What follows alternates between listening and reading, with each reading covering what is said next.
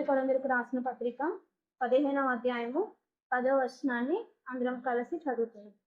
అయినను నేనేమై ఉన్నానో అది దేవుని కృప వలననే అయ్యున్నాను, మరియు నాకు అనుగ్రహింపబడిన ఆయన కృప నిష్ఫలము కాలేదు గాని వారందరికంటే నేను ఎక్కువగా ప్రయాసపడినది నేను కాను, నాకు తోడై ఉన్న దేవుని కృపయే. ఇక్కడ మనం ఒక మాటని గమనిస్తున్నాం, అదేంటంటే కృప కదా. చాలాసార్లు మన వాడుక భాషలో ఈ పదాన్ని ఎక్కువగా మనం పలుకుతూ ఉంటాం, దేవుని కృప కృప అని. నిజానికి దేవుని కృప ఏంటిది అని మనం ఆలోచిస్తే, దేవుని కృప అనేది ఆయన దయ లేకుంటే ఆయన కటాక్షము అని మనము అనవచ్చు. మరి దేవుని కృప మనకి ఎట్లా అనుగ్రహించబడింది అని మనం ఆలోచిస్తే, మరి పాత నిబంధన కాలంలో అయితే మోషే ద్వారా మరి ధర్మశాస్త్రాన్ని దేవుడు వారికి ఇచ్చాడు. కానీ క్రొత్త నిబంధనలు అయితే యేసు ప్రభువారు మనకి ఏం అనుగ్రహించాడంటే కృప. ధర్మశాస్త్రాన్ని కొట్టివేసి ఆయన మన కొరకు ఈ లోకానికి వచ్చి మనకి కృపను అనుగ్రహిస్తూ వచ్చాడు. అయితే ఈ కృప మనం ఎలా పొందుకోగలము అని మనం ఆలోచిస్తే, ఇక్కడ కూర్చున్న వారు ప్రతి ఒక్కరూ ఆయన కృప చేత రక్షించబడిన వారమే కదా. ఎలా రక్షించబడతా వచ్చాం మనము అంటే విశ్వాసము ఉంచుట ద్వారా కదా. ఈ కృపను మనం ఎప్పుడు పొందుకుంటాము అంటే ఆయన యొద్దకు వచ్చి ఆయన కటాక్షాన్ని మనం కోరినప్పుడు, లేకుంటే ఆయన దయను మనం కోరినప్పుడు ఆయన కృప మన మీద ఉంటది. కోరంగానే కృప ఉండదు. రెండోదిగా ఏం చేయాలి అంటే విశ్వాసము ఉంచుతూ రావాలి. చూడండి, ఎఫెసీయులకు రాసిన పత్రిక 2వ అధ్యాయము 8వ వచనం.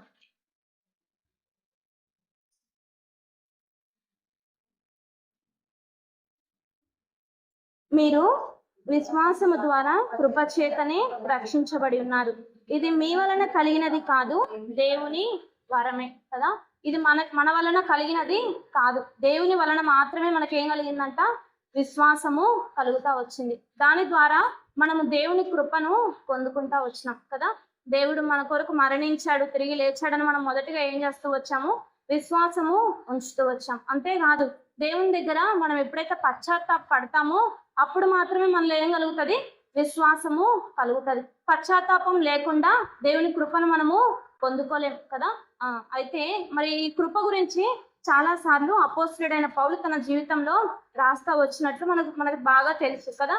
మొదటి కొరింథీ 12వ అధ్యాయంలో మనం చూస్తాం, అపోస్తలుడైన పౌలు తన జీవితంలో ఒక ముళ్ళు ఉంది, తన శరీరంలో ఒక ముళ్ళు ఉంటా వచ్చింది. అయితే చాలా సార్లు పౌలు కూడా ప్రభువా ఈ ముళ్ళు తీసేయి అని దేవుని సన్నిధిలో మొరపెట్టాడు. కానీ దేవుడు తన జీవితంలో నుండి ఆ ముళ్ళు తీసేయలేదు. ఎందుకు అంటే నా కృప నీకు చాలును అని దేవుడు ఏం చేస్తా వచ్చాడు, ఆ అధ్యాయంలో వాగ్దానము చేస్తా వచ్చాడు కదా. ఆయన నిబంధన చేస్తా వచ్చాడు. నిబంధన మన ప్రతి ఒక్కరి జీవితంలో ఒక్కొక్క నిబంధన దేవుడు చేస్తా వచ్చాడు కదా.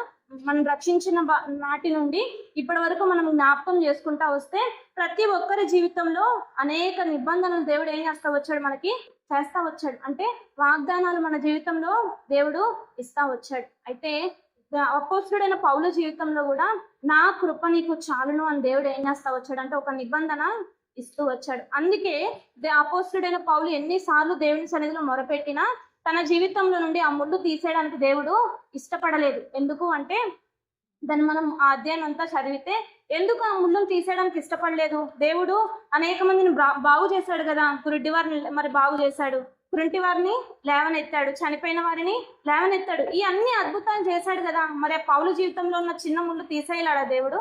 తీసేస్తాడు. కానీ దేవుని ఉద్దేశం ఏమిటి అంటే ఆయన మరి అపోస్తలుడైన పౌలు మీద కృప ఉంచాలని దేవుని ఇష్టం, అది దేవుని వాంఛ. అందుకే ఏం చేస్తా వచ్చాడు అంటే దేవుడు ఆ ముళ్ళును తీసేయలే కదా.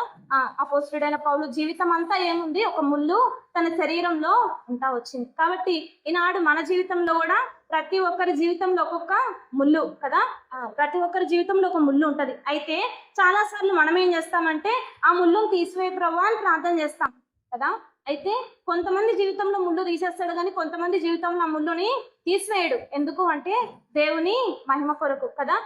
అపోస్తలుడైన పౌలు జీవితంలో కూడా నా కృప నీకు చాలును అని ఎందుకు వాగ్దానం చేస్తా వచ్చాడంటే పౌలుని ఈ లోకంలోనే విరగ్గొట్టి తన శరీరంలో ఉన్న ముళ్ళును ఉంచి తనలో ఉన్నవి దేవునికి ఇష్టం లేనివన్నీ తీసేసి ఆ మహిమలో అపోస్తలుడైన పౌలుని ఉన్నతంగా చూడాలని దేవుని ఆశ. అందుకే ఏం చేస్తా వచ్చాడంటే ఈ లోకంలో కృప చూపాడు, కానీ ముళ్ళుని తీసివేయలే. చాలా సార్లు మన జీవితంలో కూడా ఇదే సంభవిస్తూ ఉంటది కదా.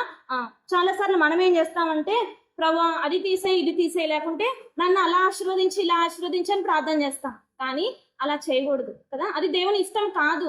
దేవుని చిత్తం ఏదో అదే నా జీవితంలో జరిగించని మనం ఏం చేస్తూ రావాలా, ప్రార్థన చేస్తూ రావాలి. అపోస్తుడైన పౌలు జీవితంలో మనకి నేర్పించే పాఠం అదనమాట. ఏంది అంటే, ముళ్ళును తీసివేయాలని ఇష్టపడ్డాడు పౌలు, కానీ దేవుడు ముళ్ళును తీసేయాల. ఎందుకు అంటే పరలోకంలో దేవుడు కూడా పౌలుని ఉన్నతంగా చూడాలనుకున్నాడు, పౌలుని మహిమను చూడాలనుకున్నాడు. ఈనాడు నువ్వు నేను కూడా పరలోకంలో మహిమ పొందాలంటే ఈ లోకంలో, ఈ తుచ్చమైన లోకంలో శ్రమలు అనుభవించాలి కదా. విశ్వాస జీవితము ఒక పోరాట జీవితం కదా. అందుకే పౌలు అంటాడు, మంచి పోరాటం పోరాడి తిని నా పరుగు తుదముట్టించాను. అంతం వరకు తన పరుగు ఏం చేస్తా వచ్చాడు, తుదమిట్టి మరి పరుగు పరిగెత్తుతానే ఉన్నాడు కదా. మనం రన్నింగ్ రేస్ లో కూడా చూస్తాం కొంతమందిని, వారు మరి పరిగెత్తితేనే వాళ్ళు ఏం చేయగలుగుతారు, విజయాన్ని పొందుతారు. వారి మధ్యలో ఒకవేళ నేను ఇంక పరుగుని పరిగెత్తలేను అని మధ్యలో వదిలేస్తే వారి విజయము తన జీవితంలో చూసి ఉండకపోవచ్చు. అలానే మన జీవితంలో కూడా ఈ విశ్వాసం అనే ఈ పోరాట జీవితంలో మనం ఏం చేస్తూ రావాలంటే, పందపు రంగంలో పరిగెత్తినట్లు మనం కూడా పరిగెత్తాల. పౌలు అలా పరిగెత్తాడు కాబట్టి దేవుని కృపను తన జీవితంలో పొందుకుంటూ వచ్చినాడు. ఈనాడు మన జీవితంలో కూడా దేవుడు ఆశపడతా ఉన్నాడు. ఏంది అంటే, కృపను చూపాలని దేవుడు ఆశపడతా ఉన్నాడు. నిజమే, చాలాసార్లు మనం ప్రార్థన చేస్తూ ఉంటాం, ప్రభా నా మీద కృప చూపావు, లేకుంటే కృప చేత నన్ను రక్షించుకున్నావు, లేకుంటే కృప చేత నన్ను ఆశీర్వదించావు, ప్రార్థన చేస్తున్నాం. కానీ దేవుని కృపను ఎట్లా పొందుకుంటున్నాం అనేది మనం బాగా ఆలోచన చేస్తే చాలా సార్లు మనం దౌర్జన్యంగా పొందుకుంటాం కృపను కదా. నాకు ఇది కావాలని మనం ఏం చేస్తాము, మారం చేస్తాం. చిన్నపిల్లలు ఏదో చాక్లెట్ కోసమో బిస్కెట్ కోసం ఏం చేస్తారు, మారం చేస్తారు. ఏడ్చి ఏడ్చి ఏడ్చి ఏడ్చి లాస్ట్లో అది పొందుకునేంత వరకు వారు ఏం చేస్తాన్ని విడిచి పెట్టరు. అది ఇస్తేనే కానీ వాడు అక్కడి నుంచి వెళ్ళాడు. మనం కూడా అంతే, చాలా సార్లు ప్రార్థన చేస్తాం, ప్రభా నాకు ఇది తీసివే, లేకుంటే ఇది ఆశీర్వదించు, లేకుంటే నాకు ఇది దయచేయని మనం చాలా సార్లు ప్రార్థన చేస్తాం. కొన్నిసార్లు బలవంతంగా పొందుతాం, కానీ దాంట్లో దేవుని ఆశీర్వాదము ఉండదు కదా. అందుకే పౌలు జీవితంలో దేవుడు ఆ ముళ్ళుని ఉంచడానికి ఇష్టపడతా వచ్చాడు. ఆ ముళ్ళు ద్వారా దేవుడు మరి పౌలు జీవితంలో ఏం కలిగింది అంటే, విశ్వాసము కలుగుతా వచ్చింది. దేవుని మీదే తన దృష్టి ఉంచాడు, కానీ ఈ లోకంలో ఉన్న పరుగు పందెం మీద దృష్టి ఉంచల. మనం కూడా మన జీవితంలో ఆత్మీయమైన ఈ పందెపు రంగంలో మనం ఏం చేస్తూ రావాలా, పరిగెత్తాల. ఎలా అంటే విశ్వాసంతో పరిగెత్తుతూ రావాలి. అప్పుడే ఆయన కృపను మనము పొందుకోగలం. మరి ఈ కృప ఎలా పొందుకుంటాం రండి. మరి ఈ కృప ఎలాంటిదంట, కీర్తనల గ్రంథం 107వ అధ్యాయము 1వ వచనం. కీర్తనల గ్రంథము 107వ అధ్యాయము 1వ వచనం.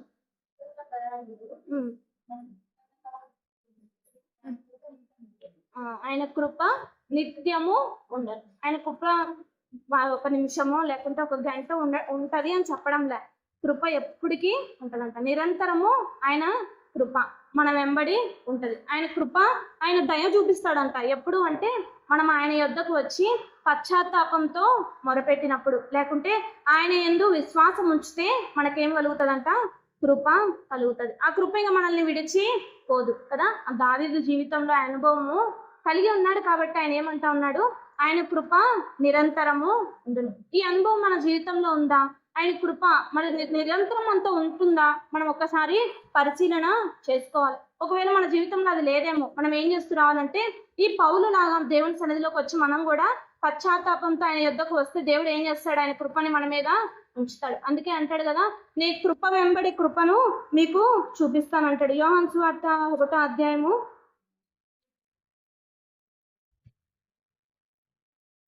16వ వచనం.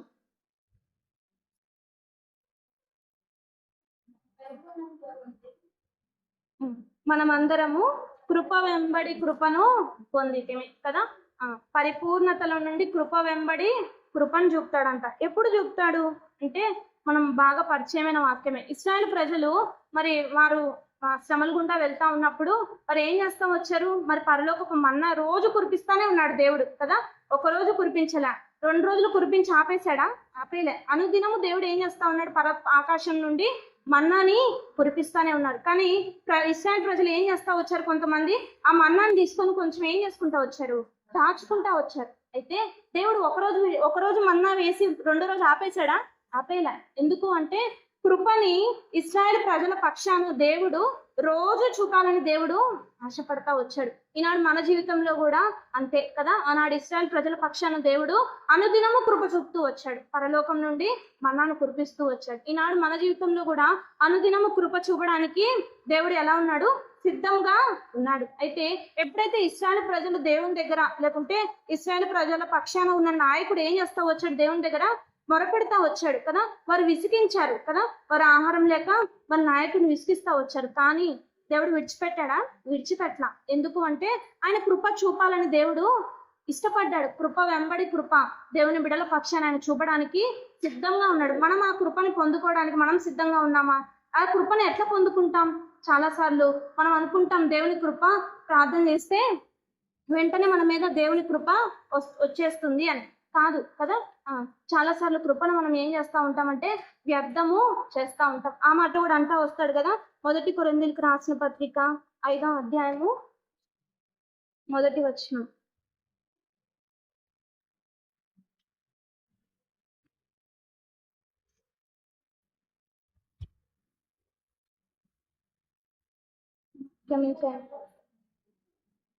కాదంటే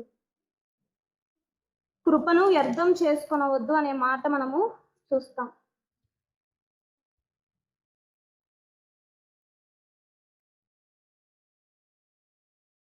సరే, కృపను అపోస్తుడైన పౌలే అంటాడు ఆ మాట.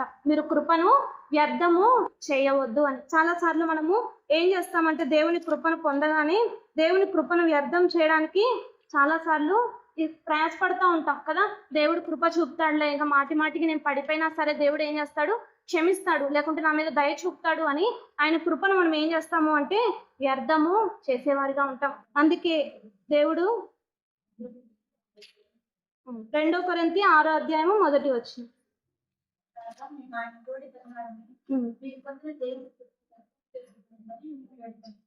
మీరు పొందిన దేవుని కృపను వ్యర్థము చేసుకోవద్దు అని పౌలు చెప్తా ఉన్నాడు కదా. దేవుని కృపను తన జీవితంలో ఎలా అయితే పొందుకున్నాడో మనము కూడా పొందుకోవాలని పౌలు ఆశపడుతూ మళ్ళీ ఒక మాట అంటా ఉన్నాడు. ఏమని అంటే కృపను ఏం చేయొద్దు? వ్యర్థము చేయొద్దు. చాలా సార్లు కృప మనకు దేవుడు చూపుతున్నాడులే అని మనం చాలా సార్లు ఆ కృపను ఏం చేస్తా ఉంటాము?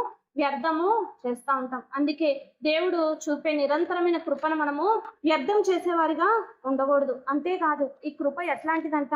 కీర్తనల గ్రంథము 109వ అధ్యాయము 21వ వచనం. కీర్తనల గ్రంథము 109వ అధ్యాయము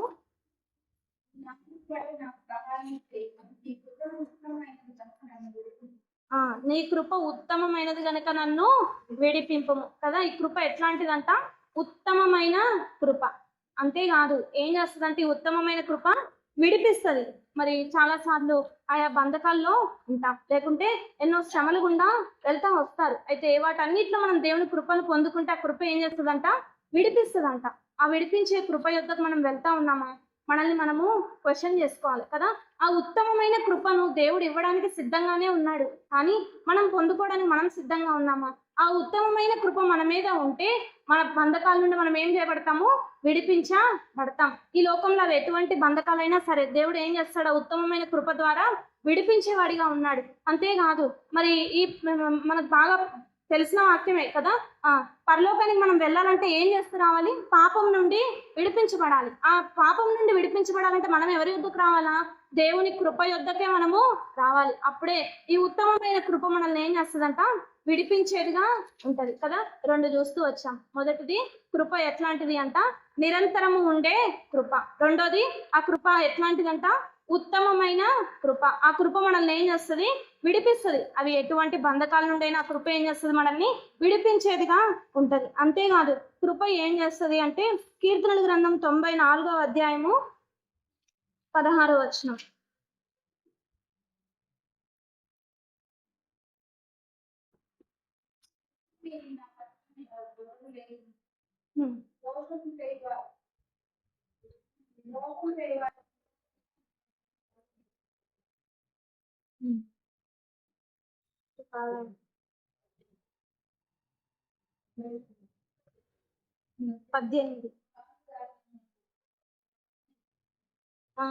నీ కృప నన్ను బలపరచండి. కృప ఏం చేస్తుందంట? మూడోదిగా బలపరుస్తుంది. మనం ఒకవేళ జారి ఎక్కడైనా పడిపోతున్నా ఆ కృప ఏం చేస్తుంది? మనల్ని బలపరిచేదిగా ఉంటది కదా. ఆ కృపను మనము పొందుకోవడానికి సిద్ధంగా ఉండాలి. ఈ కృపను పొందుకోవాలంటే కొన్ని షరతులు కూడా ఉన్నాయి కదా. అందరికీ కృప చూపడు దేవుడు. ఆ కృప ఎవరికి చూపుతాడు అంటే దేవుని వద్దకు వచ్చే వారికే దేవుడు కృప చూపుతాడు. అంతేకాదు, దేవునికి కొన్ని గుణ లక్షణాలు అంటే చాలా ఇష్టం అంట. ఆ గుణ లక్షణాలు మనలో ఉన్నప్పుడే దేవుని కృప మన మీద చూపించేవాడిగా ఉంటాడు కదా. చాలా సార్లు మనం మన జీవితాన్ని మనం ఎలా పడితే అలా జీవిస్తూ దేవుని కృపను చూపమంటే దేవుడు కృప చూపడు, ఆయన దయ చూపడు కదా. ఆయన దయ ఆయుష్కాలం నిలిచును అంటున్నాడు, కానీ ఎలా పడితే అలా దేవుడు దయ చూపడు కదా. మనం ఆ దయను పొందుకోవాలి అంటే దేవుడు కోరే గుణ లక్షణాలు మన జీవితంలో కలిగి ఉండాలి. మరి దేవుడు ఎలాంటి గుణ లక్షణాలు మన జీవితంలో కోరుతా ఉన్నాడు? అవి మన జీవితంలోనే కాదు, పరిశుద్ధమైన గ్రంథంలో మరి కొంతమంది భక్తులు ఆ రీతిగా జీవించారు కాబట్టే దేవుడు వారి మీద ఏం చేస్తా వచ్చాడు అంటే కృప చూపుతా వచ్చాడు. అది ఎటువంటిది? మొదటిగా దేవుని మీద నమ్మకం ఉంచాలంట. చూడండి, కీర్తనల గ్రంథము 32వ అధ్యాయము 10వ వచనం.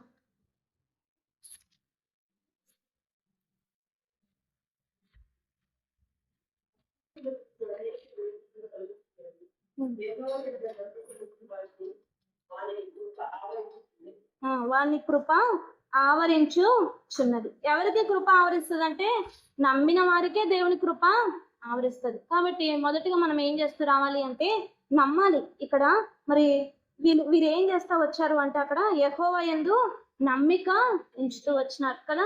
చాలా సార్లు మనము ప్రార్థన చేస్తాం, కానీ అది జరుగుతుందని మనం ఏం చేయము, నమ్మము కాబట్టే మన జీవితంలో ఆ కార్యాలు జరగడం లేదు ఈనాడు కదా. ఆనాడు వారు ఏం చేస్తా వచ్చారు అంటే నమ్ముతూ వచ్చారు కాబట్టే వారి జీవితంలో దేవుడు కృప చూపుతూ వచ్చినాడు. అంతేకాదు, ఇదే కీర్తనల గ్రంథం 13వ అధ్యాయము 5వ వచనం.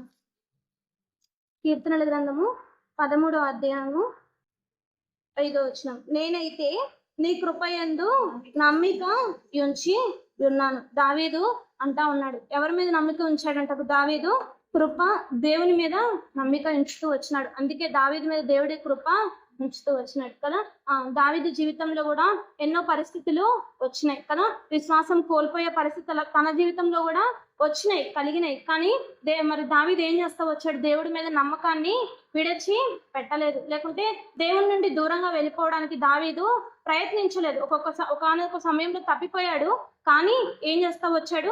దేవుని దగ్గర పశ్చాత్తాపడ్డాడు. తర్వాత విశ్వాసము ఉంచుతూ వచ్చినాడు. మన జీవితంలో కూడా ఈ దావీదులాగా మనం కూడా ఏం చేయాలి అంటే పశ్చాత్తాపము ఉండాలి మన జీవితంలో. ఎక్కడైనా తప్పిపోతూ వచ్చినప్పుడు వెంటనే మనం ఏం చేస్తూ రావాలా? దేవుని సన్నిధికి వచ్చి పశ్చాత్తాపము కలిగి ఉండాలా. చాలాసార్లు మనం ఆ విషయంలో చాలాసార్లు తప్పిపోతూ ఉంటాం, కానీ దావీదు జీవితంలో అలా చేయలేదు. దావీదు ఏం చేస్తా వచ్చాడు అంటే పశ్చాత్తాపము చెందుతూ వచ్చాడు దేవుడి దగ్గర.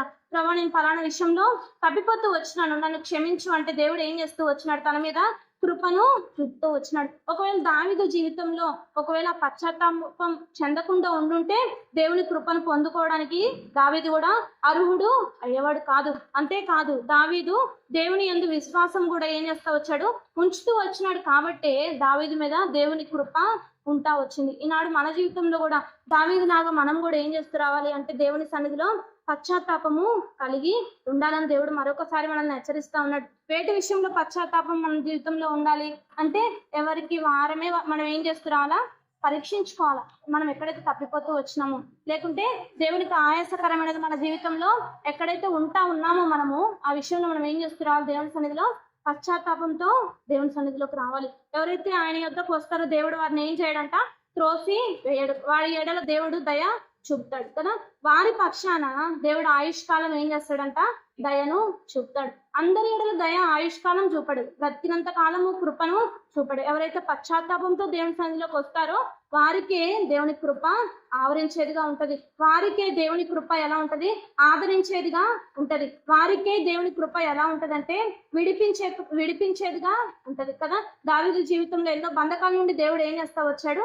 విడిపించాడు. అంతేకాదు, దావీదు జీవితంలో తనకు వచ్చిన శ్రమల అనుభవంలో దేవుడు ఏం చేస్తాడు? ఆ కృప చేత ఆదరిస్తూ వచ్చినాడు. ఈ అనుభవం మన జీవితంలో కూడా కలిగి ఉండాలి అంటే దావీదులాగా మనం కూడా ఏం చేస్తూ రావాలంటే దేవుని సన్నిధిలోకి వచ్చి పశ్చాత్తాపంతో ఆయన వైపుకి తిరగాలి కదా. ఎప్పుడైతే మనం ఆయన తట్టు చూస్తామో ఆయన కృప మన మీద ఆవరించేదిగా ఉంటుందన్నమాట. అంతేకాదు మరి చూడండి, యోహాను సువార్త 11వ అధ్యాయము 40వ వచనంలో మనం అక్కడ లాజర్ని గమనిస్తాం. యోహాను సువార్త 11వ అధ్యాయము 40వ వచనం.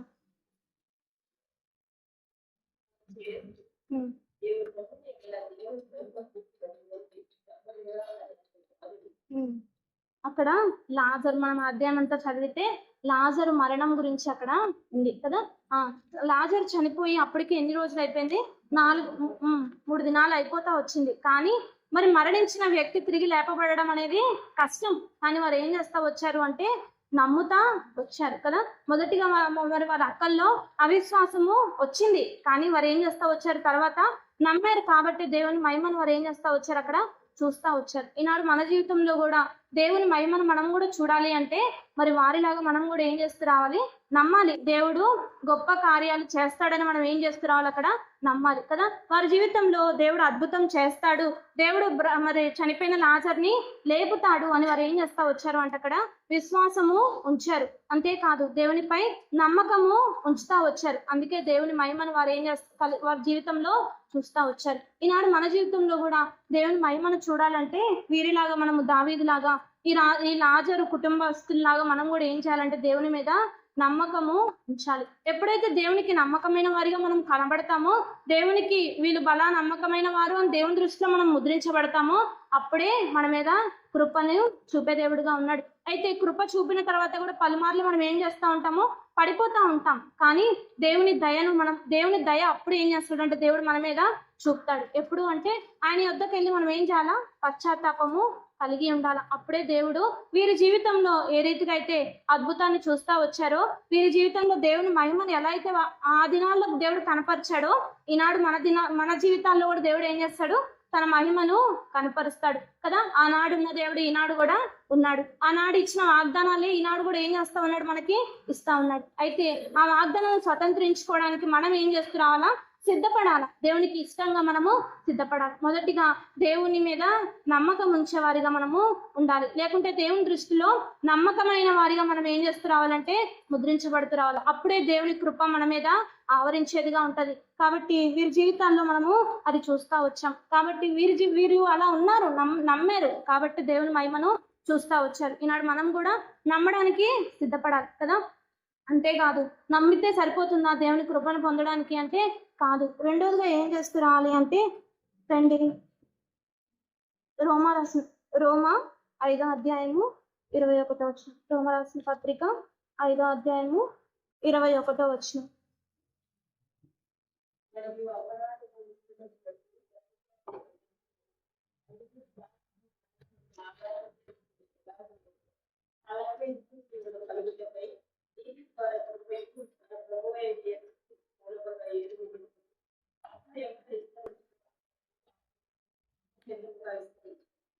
పాపం ఎక్కడ విస్తరించినో అక్కడ కృప అపరిమితంగా విస్తరించింది కదా.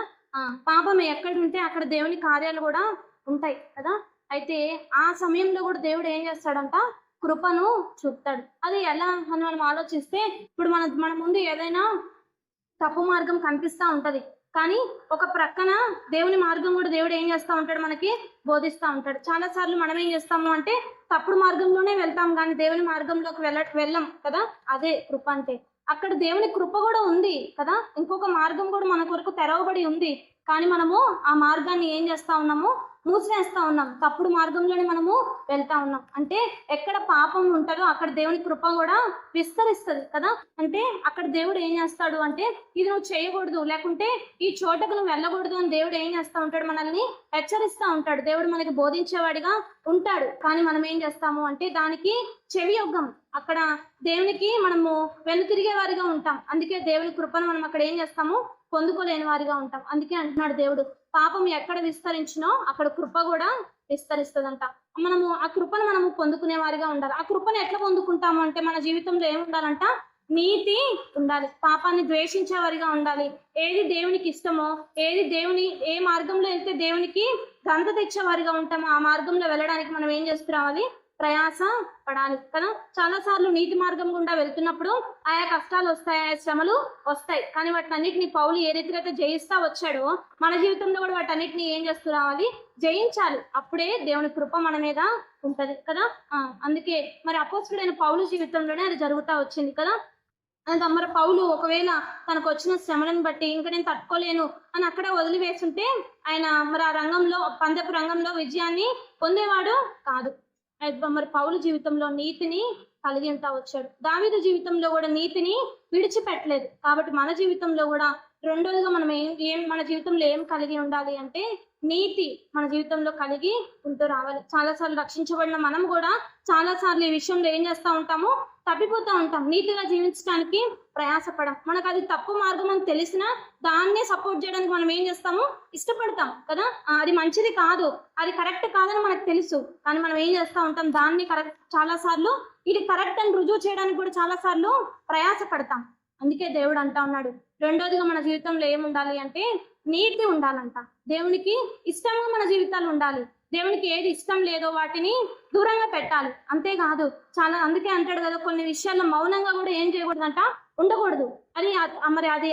మరి దేవుని ఇంటిలో అయినా సరే, మన ఇంట్లో అయినా సరే, అది నష్టమని ఎంచిన తర్వాత దాన్ని ఏం చేస్తున్నావాలి, మనము దూరం పెట్టాలి. చాలా సార్లు మనం ఏం చేస్తామంటే అవినీతిగా ప్రవర్తిస్తాం, కానీ వాటిని ఏం చేయము, దూరము పెట్టాం. అది ఆ వస్తువును దూరంగా పెడితే ఏమైనా నష్టం కలుగుతుందేమో అని మనం ఏం చేస్తాం, మన జీవితాల్లో అవినీతిని ఆస్వాదిస్తాం, అవినీతి చేయడానికి ఇష్టపడుతూ ఉంటాం. అందుకే దేవుడు అంటా ఉన్నాడు, దేవుని కృపను మనం పొందాలంటే రెండోదిగా మన జీవితంలో నీతి ఉండాలా, దేవునికి ఇష్టంగా మన జీవితము ఉండాలి.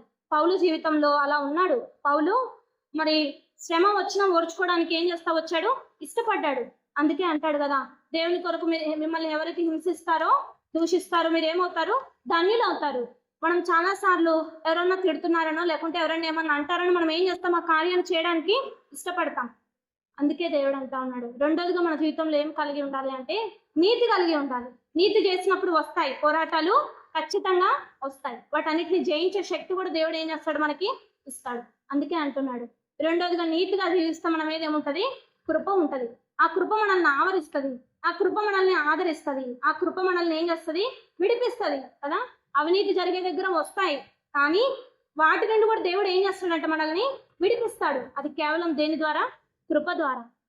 ఈ కృప మనం జీవితంలో పొందుకోవడానికి లక్షణం మన జీవితంలో ఉందా, మనల్ని మనము క్వశ్చన్ చేసుకోవాలి. మొదటిగా దేవునికి నమ్మకంగా ఉండాలి, మనుషులకి కాదు. దేవుని దృష్టిలో మనం ఎలా ఉండాలా, నమ్మకంగా ఉండాలా. రెండోదిగా ఏం చేస్తున్నారు, దేవుని దృష్టిలో నీతిగా జీవించాలా. ఈ నీతి అనే వస్త్రం మన జీవితంలో ఉందా? చాలా సార్లు నీతి అనే వస్త్రం ధరించాలని మనం అనుకుంటా ఉంటాం. రక్షణ వస్త్రం అంటే నీతి వస్త్రమే కదా, కరెక్టే. కానీ రక్షించబడిన తర్వాత మనం దేవునికి ఇష్టంగా మనం జీవిస్తా ఉన్నామా? దేవునికి తగినట్టు మన జీవితంలో ఫలాలు ఉన్నాయా? మనల్ని మనం ఏం చేస్తురావాలి, క్వశ్చన్ చేసుకుంటూ రావాలి. అది ఎవరిమైనా సరే, నిలబడే నేనైనా, కూర్చునే మీరైనా. నీతిని మనం ఎప్పటికీ ఏం చేయకూడదు, విడిచి పెట్టకూడదు. నీతిని ఎప్పుడైతే మనం విడిచిపెట్టమో దేవుని కృప మన మీద ఏం చేస్తుంది, అప్పుడు ఆవరిస్తుంది. అంతేకాదు, మూడోదిగా మనం చూద్దాం రండి.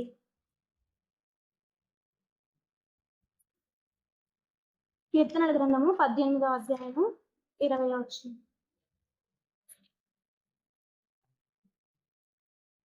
దావీదు జీవితంలో నీతి చేసి ప్రతిఫలాన్ని పొందుతూ వచ్చాడు. అక్కడ చూడండి, కీర్తనల గ్రంథము 18:20. నా నీతిని బట్టి యెహోవా నాకు ప్రతిఫలం ఇచ్చింది కదా. మన నీతిని బట్టి దేవుడు మనకేం చేస్తాడంట, ప్రతిఫలము ఇస్తాడు కదా. మనం ఇక్కడ ఎంత నీతిగా జీవిస్తే పరలోకంలో మనం అంతగా ఏం చేయబడతాము, మహిమపరచబడతాం. అన్ని కిరీటాలు మన మీద ఉంచబడతాయి. మనం ఈ లోకంలో అవినీతిగా జీవిస్తే పరలోకంలో మన తల మీద కిరీటాలు ఉండవు. మహిమపరచబడడానికి మనలో ఏ గుణ లక్షణాలు అప్పుడు అక్కడ ఉండవు. అందుకే పౌలు జీవితంలో అక్కడ మహిమపరచడానికి ఇక్కడ దేవుడు తన దేహంలో ముళ్ళు ఉంచుతా వచ్చాడు, ఉంచి కృప చూపుతా వచ్చాడు. మన జీవితంలో కూడా ఇక్కడ ఏది ఉన్నా సరే మనం ఈ రెండింటిని ఏం చేయకూడదు, విడిచి పెట్టకూడదు. దావీదు విడిచిపెట్టలేదు కాబట్టి తన జీవితంలో ప్రతిఫలాన్ని పొందుకుంటూ వచ్చినాడు. అందుకే మనకు కూడా చెప్తా ఉన్నాడు, నీతిని విడవచ్చి పెట్టకపోతే మన జీవితంలో ప్రతిఫలాన్ని పొందుతామంట. మరి మనము ఈ నీతిని విడిచిపెట్టకుండా ఉండాలి. అంతేకాదు, మూడోదిగా రండి, ఫిలిప్పీలకు రాసిన పత్రిక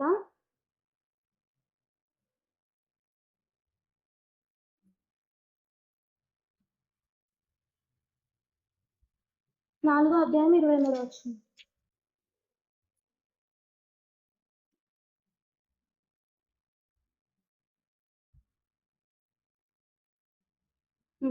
ప్రభువైన యేసుక్రీస్తు కృప మీకు మీ ఆత్మతో ఉండును గాక. ఎలా ఉంటదంట? ఆత్మతో ఉంటది. ఈ ఆత్మతో ఎవరికి ఉంటది? మనం ఆలోచిస్తే దేవుణ్ణి మనం ప్రేమిస్తే మన ఆత్మ ఎవరితో ఐక్యపరచబడుతుంది? దేవునితో ఐక్యపరచబడతాం. అంటే మూడోదిగా మనం ఏం చేస్తూ రావాలంటే దేవుని ప్రేమించే వారి గుంపులో మనం ఉంటూ రావాలి. అప్పుడే మన ఆత్మ దేవునితో ఐక్యపరచబడుతుంది. ఎప్పుడైతే మన ఆత్మ దేవునితో ఐక్యపరచబడుతుందో, మన ఆత్మ దేవుని చేత నడిపించబడుతుందో ఆయన కృప మన మీద ఆవరిస్తుంది. మూడోదిగా మనం సంపూర్ణంగా ఆత్మ ప్రాణ దేహాలని దేవునికి ఇష్టంగా జీవించాలా. అప్పుడే ఆయన ఆత్మ మనల్ని నడిపించేదిగా ఉంటుంది. చూడండి ఎవరు అలా నడిపించబడతా వచ్చారు. యోహాను సువార్త 12వ అధ్యాయము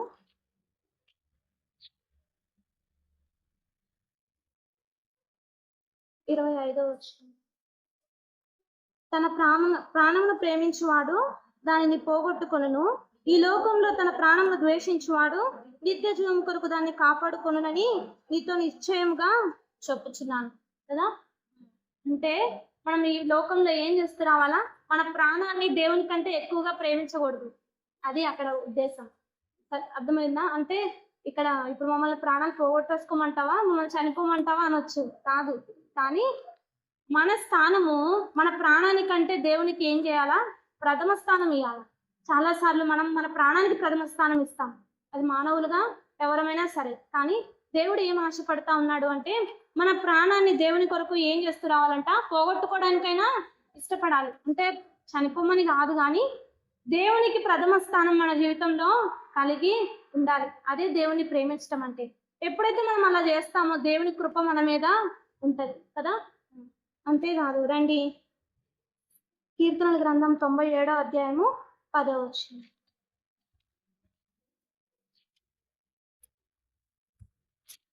కీర్తనల గ్రంథము 97వ అధ్యాయము 10. చదవండి ఆంటీ.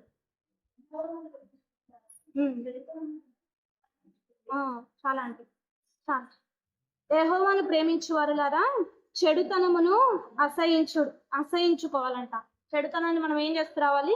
అసహించుకోవాలి. తన భక్తుల ప్రాణంను ఆయన కాపాడు. మనం ఎప్పుడైతే చెడుతనాన్ని అసహించుకుంటామో ఆటోమేటిక్గా మన ప్రాణాన్ని ఎవరు కాపాడతారంట? దేవుడే కాపాడతాడు. అంటే ఇక్కడ మనం ఎవరిని ప్రేమించాలా? మొదటిగా అంటే దేవుని ప్రేమించాలా. అప్పుడు దేవుడు మన ప్రాణాన్ని కాపాడతాడు. రెండోదిగా ఆయన ఏం చేస్తాడు? ఆయన ఉద్దేశాన్ని కూడా అక్కడ నెరవేరుస్తాడు. అందుకే మనము చెడుతనాన్ని సంపూర్ణంగా విసర్జించాలా. ఎక్కడ చెడుతనం ఉందో దాని నుండి మనం దూరంగా పారిపోతూ రావాలి కదా. యోసేపు జీవితంలో కూడా మనం గమనిస్తాం. తాను మరి అక్కడ చెడుతనం ఉన్నప్పుడు మరి రాజు భార్య దగ్గర అక్కడ పాపం ఉందని తను అక్కడ గుర్తిరిగినప్పుడు ఏం చేస్తా వచ్చాడు? అక్కడ నుండి పారిపోతా వచ్చాడు. అంటే చెడుతనాన్ని ఏం చేస్తా వచ్చాడు?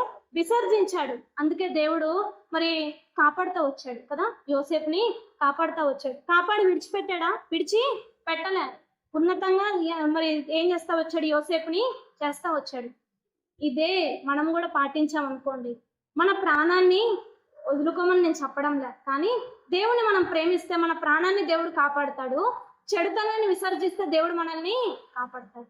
కాబట్టి మూడోదిగా మనం ఏం చేస్తూ రావాలంటే దేవుని ప్రేమించే వారి జాబితాలో మనం ఉండాలి. ప్రేమించటం అంటే చెడుతనాన్ని విసర్జించటమే, అదే ప్రేమించటం. మన ప్రాణం కంటే చెడుతనాన్ని సంపూర్ణంగా విసర్జించాలా. ఏది దేవునికి ఇష్టం లేదో అది మనము చేయకూడదు. ఏది పాపమో దాని నుండి దూరంగా ఉంటూ రావాలి. అప్పుడు దేవుని కృప మనల్ని ఆవరించేదిగా ఉంటది. లేకుంటే ఆ సమయంలో దేవుని కృప మనల్ని ఆదరించేదిగా ఉంటది కదా.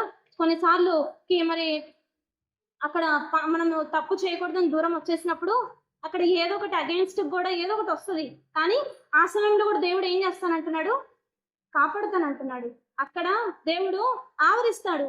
ఏది జరగకుండా దేవుడు మన చుట్టూ ఆవరించేదిగా ఉంటది. అందుకే ఈ కృపను పొందుకోవాలంటే ఈ మూడో లక్షణం కూడా మన జీవితంలో కలిగి ఉండాల. ఒకవేళ ఈ లక్షణం మన జీవితంలో లేకపోతే దేవుని కృప మన మీద ఉండదు, దేవుని దయ మన మీద ఉండదు. దేవుని కటాక్షము మన మీద ఉండదు కదా. చాలా సార్లు మనము నా మీద కృప ఉంది, నా మీద దయ ఉంది అని మనము అనుకొని మోసపోతా ఉంటాం కదా. అందుకే మనల్ని మనం మోసపుచ్చుకోకుండా యథార్థంగా దేవుని దగ్గరకు వచ్చి పశ్చాత్తాపడాలి. రెండోదిగా విశ్వాసము ఉంచాలి. ఎప్పుడైతే ఇవి రెండు చేస్తామో మన మీద కృప ఆవరించేదిగా ఉంటది, లేకుంటే కృప ఆదరించేదిగా ఉంటది. మనం 3 చూస్తా వచ్చాం. ఇప్పుడు 4వదిగా చూడండి, కృప ఎవరి పక్షాన ఉంటదంట. 1 పేతురు 5వ అధ్యాయం 5వ వచనం.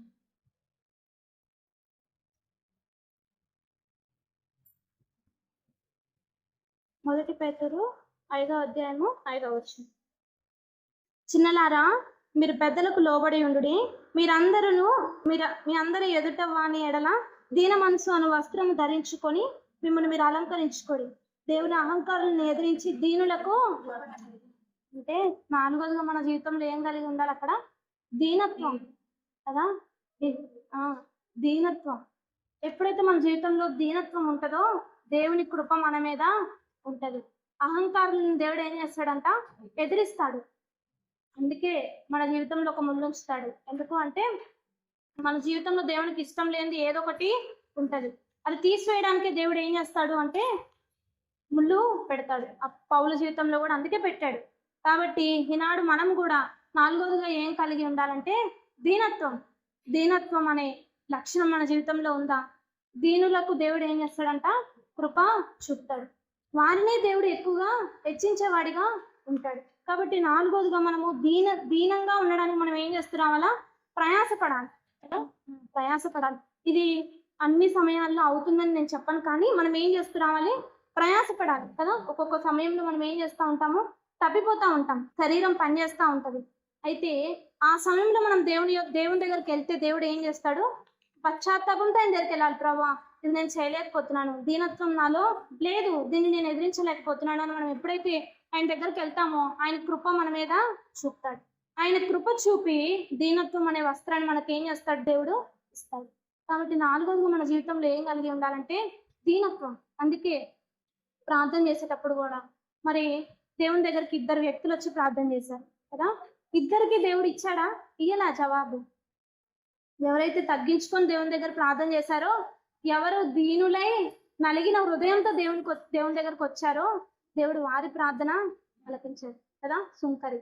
మరి అంతేకాదు, ధనవంతుడు కూడా మరి ఈ లోకంలో ఉన్నప్పుడు ఎంతో మరి సంతోషించి ఉండొచ్చు కదా. తన దగ్గరున్న అతనికి ఇచ్చాడా? ఈయన ఎంతో తనకున్న దాంట్లో తానే సంతోషించాడు, సుఖించాడు. కానీ పరలోకంలో ఏం చేస్తా వచ్చాడు? పరలోకంలో ఉన్నాడా? ఉండలే. అగ్నిలో పడవేయబడతా వచ్చాడు. అంటే తనలో ఏం లేదు? దీనత్వం లేదు. మన జీవితంలో కూడా దీనత్వం అనేది చాలా ప్రాముఖ్యమైనది. ఎప్పుడైతే మనం దీనత్వం కలిగి ఉంటామో అప్పుడు దేవుని కృప మనల్ని ఆవరిస్తుందంట. ఇది పొందడానికి మనము ఏం చేస్తున్నామంటే ప్రయాస పడాలి కదా. యోబు గ్రంథము 36వ అధ్యాయము 6వ వచనం. యోబు గ్రంథం 36.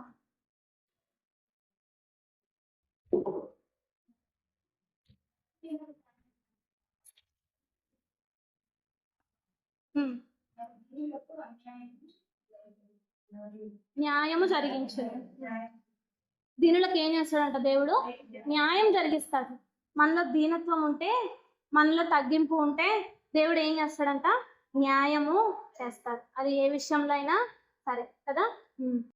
ఆనాడు మరి అన్యాయశ్రీని న్యాయాధిపతి దగ్గరకు కూడా దీనురాలు ఏం చేస్తా వచ్చింది? వెళ్ళి గోజాడుతా వచ్చింది. చాలా తను తగ్గించుకుంది, బ్రతిమాలుతా వచ్చింది, విసిగించింది. అప్పుడు మరి న్యాయాధిపతి ఏం చేస్తా వచ్చాడు? దయ చూపుతా వచ్చాడు. మన జీవితంలో కూడా అంతే. మనం కూడా ఏం చేస్తూ రావాలంటే మనల్ని మనం తగ్గించుకోవాలా, మనలో దీనత్వం అనేది ధరించుకోవాలా. దీనత్వం అనే మనసు మన జీవితంలో ఉండాలి. ఎప్పుడైతే దీనత్వం మనలో ఉంటుందో దేవుడు ఏం చేస్తాడంట? న్యాయము చేస్తాడు.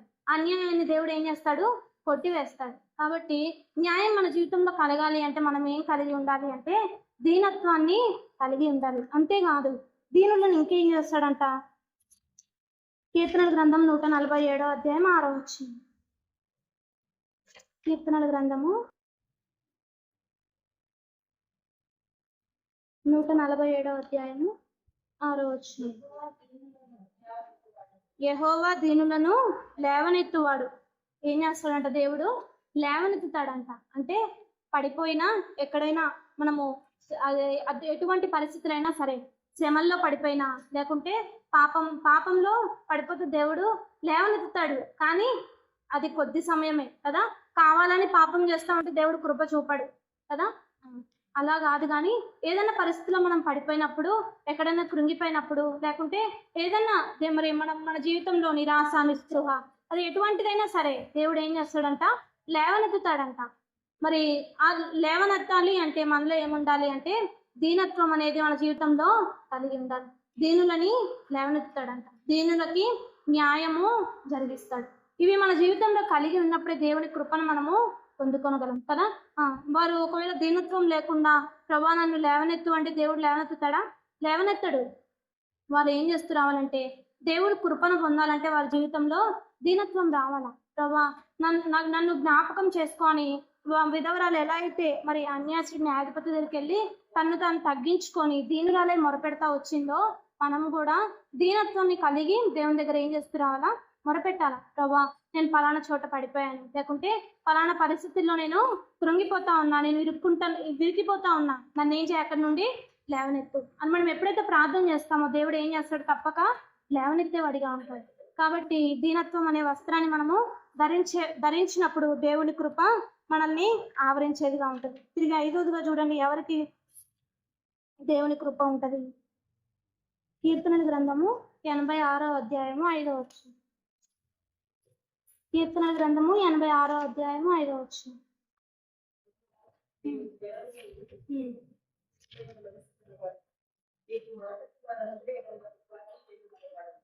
నీకు మొరపెట్టు వారందరి ఎడల ఆయన కృపా అతిశయము తనవాడంట.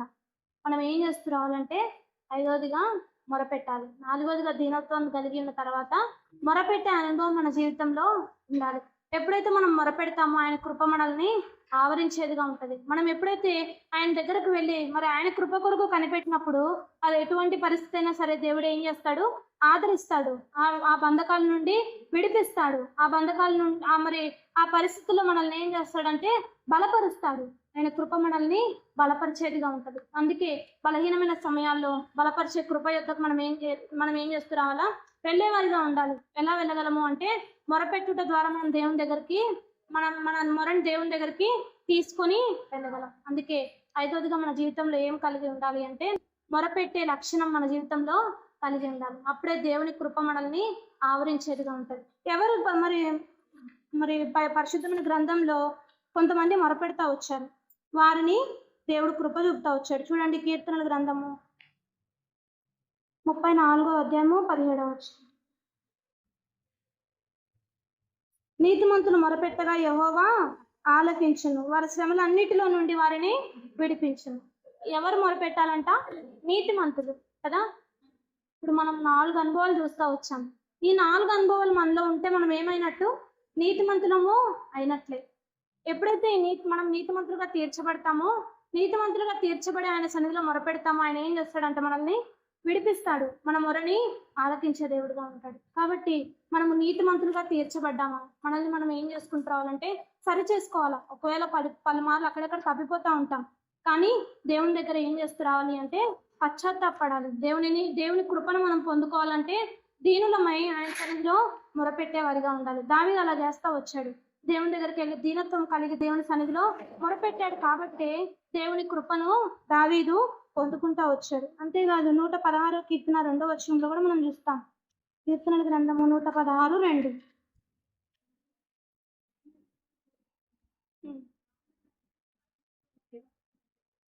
కావున నా జీవిత కాలం అంతయు నేను యెహోవాకు 1 రోజు 2 రోజులు కాదు, జీవిత కాలం అంతా ఏం చేస్తా వచ్చాడు? మొరపెడతా వచ్చాడు. మనం కూడా ఆయన కృపను మనం పొందుకోవాలంటే మన జీవితకాలం, మన ఆయుష్కాలం అంతా ఏం చేస్తూ రావాలి? మొరపెడుతూ రావాలి. మొరపెట్టినప్పుడే దేవుని కృపను మనము పొందుకోగలం. దావీదు అట్లా చేస్తా వచ్చాడు. దేవుని సన్నిధిలో మొరపెట్టాడు. దేవుడి పాదం దగ్గర గోజాడాడు దీనుడై. అందుకే దేవుని కృపను పొందుకుంటూ వచ్చినాడు. మన జీవితంలో కూడా మరి మొరపెట్టే అనుభవం మన జీవితంలో కలిగి ఉండాలి. ఆ రోజుగా మన జీవితంలో ఏం కలిగి ఉండాలి? కృపను పొందాలి అంటే భయభక్తులు కలిగి ఉండాలి. చూడండి ఆ మాట, కీర్తనల గ్రంథం 103 అధ్యాయము, కీర్తనల గ్రంథము 103 అధ్యాయము 11వ వచనం.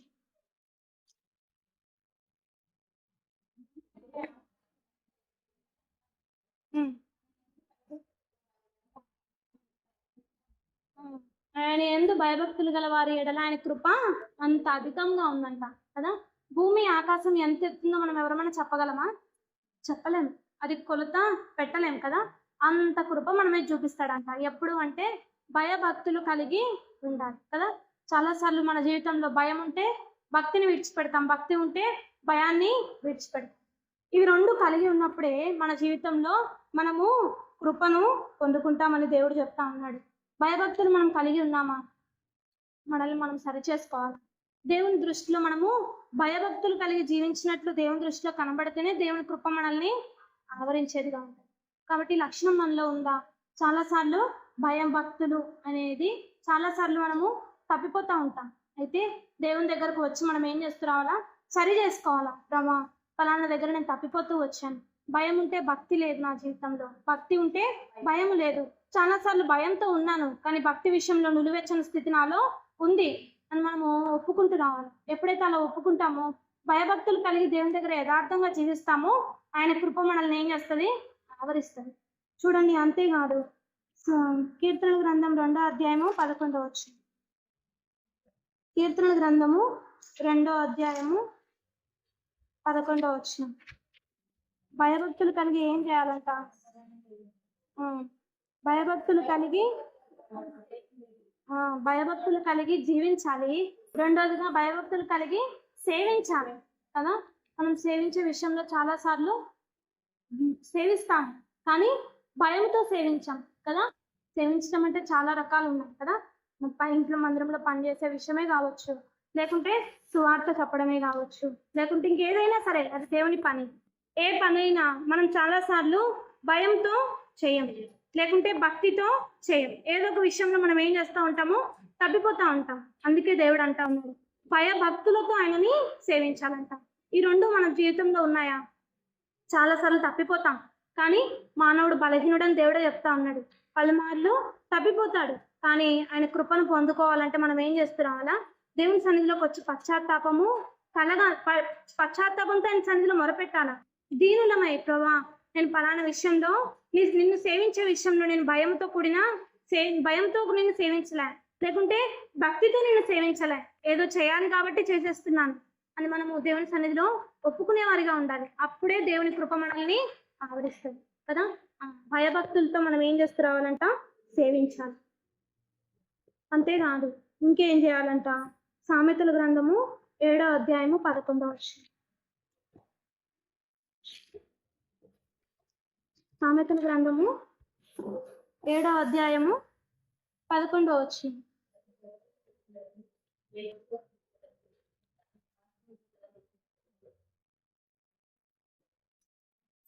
కాదంటే జ్ఞానము అని ఉంటది.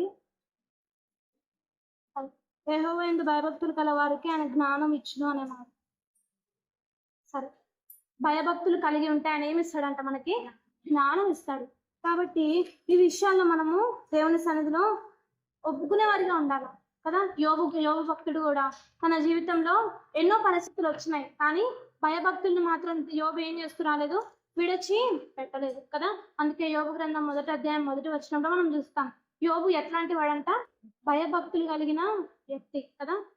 మన గురించి అలా సాక్ష్యం చెప్పడానికి దేవుడు ఇష్టపడతా ఉన్నాడు కానీ మనం సిద్ధంగా ఉన్నామా? మనల్ని మనము ప్రశ్నించుకునేవాడిగా ఉండాలి. ఎప్పుడైతే భయంతో కూడిన భక్తి మన జీవితంలో ఉంటుందో అప్పుడే దేవుని కృపను మనము పొందుకుంటాం. అప్పుడే మన దేవుని కృప మనల్ని ఆవరిస్తుంది, లేకుంటే అప్పుడే దేవుడు మన కృప ఆదరిస్తుంది, విడిపిస్తుంది, బలపరుస్తుంది.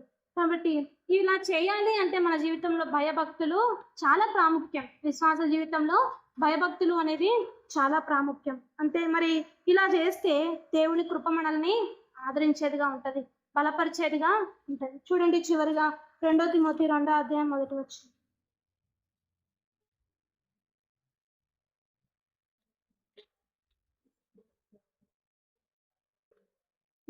నా కుమారుడా, క్రీస్తు యేసునందున్న చేత కృప చేత మీరు బలవంతుడు.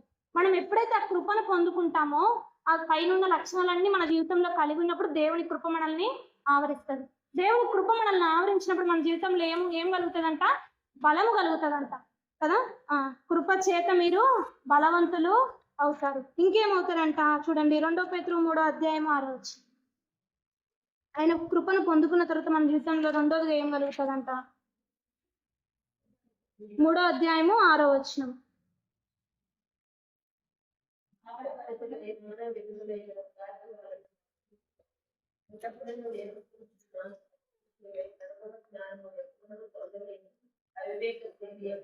కాదంటే మొదటి అభివృద్ధి పొందేదరు అని ఉంటుంది.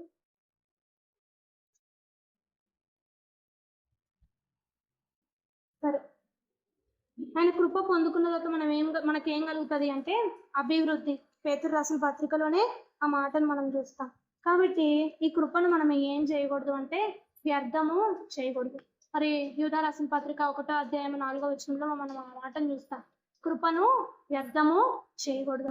ఎప్పుడైతే మనం కృపను వ్యర్థం చేయమో మనకేం కలుగుతుంది అంటే బలము కలుగుతుంది, అభివృద్ధి పొందుతాం కదా. యోసేపు జీవితంలో అంచలంచలుగా ఏం కలుగుతా వచ్చింది? అభివృద్ధి కలుగుతా వచ్చింది. ఎందుకు అంటే తన జీవితంలో ఏముంది? కృప ఉంది. కృప యోసేపుని ఆవరించింది కాబట్టి తన జీవితంలో మరి అంచలంచలుగా అభివృద్ధి చెందుతా వచ్చాడు. కాబట్టి మన జీవితంలో కూడా మనం అభివృద్ధి చెందాలి అంటే ఆయన కృప మన జీవితంలో కలిగి ఉండాలి. అంతేకాదు, మనం బలహీనంగా ఉన్నప్పుడు బలపరచబడాలంటే ఆయన కృప మనల్ని ఏం చేస్తుంది?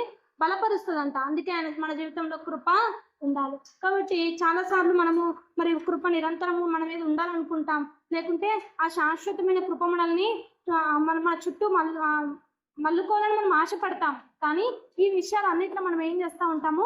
తప్పిపోతూ ఉంటాం. కాబట్టి ఈ 5 విషయాలు, ఈ 5 అనుభవాల్లో మనం ఏ రీతిగా ఉన్నాం, మనల్ని మనం ఏం చేసుకుంటారంటే సరి చేసుకొని దేవుని కృపను పొందడానికి మనము సిద్ధపడాలి. ఎప్పుడైతే మనం ఆ రీతిగా సిద్ధపడతామో కృపచేత మనము బలవంతులము అవుతాం, కృపచేత మనము అభివృద్ధి చెందుతాం, కృపచేత మనము విడిపించబడతాం, కృపచేత మనము ఆదరించబడతాం. కాబట్టి ఈ దేవుని కృపను మనం అందరము పొందుకోవడానికి దేవుడు సాయం చేయండి.